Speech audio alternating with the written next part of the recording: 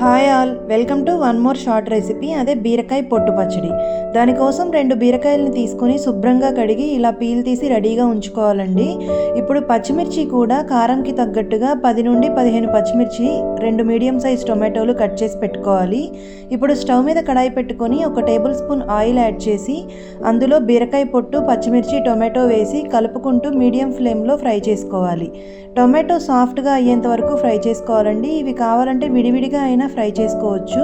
ఇవి ఫ్రై అయిన తర్వాత స్టవ్ ఆఫ్ చేసి ఇవి చల్లారి పెట్టుకొని ఇప్పుడు మిక్సీ జార్లో యాడ్ చేసి 4-5 వెల్లుల్లి రెబ్బలు, 1 టీ స్పూన్ జీలకర్ర, కొద్దిగా చింతపండు పేస్ట్ లేకపోతే ఒక 2-3 రెబ్బలు చింతపండు అయినా యాడ్ చేసుకోవచ్చు. రుచికి సరిపడా ఉప్పు, కొద్దిగా పసుపు వేసి కచ్చాపచ్చాగా గ్రైండ్ చేసుకోవాలి. ఇది మరీ సాఫ్ట్గా గ్రైండ్ చేసుకొని అవసరం లేదండి. ఇప్పుడు దీన్ని ఒక బౌల్లోకి ట్రాన్స్ఫర్ చేసుకొని ఇందులో పోపు యాడ్ చేసుకుంటే టేస్టీ అండ్ ఫైబర్ రిచ్ బీరకాయ పొట్టు పచ్చడి రెడీ.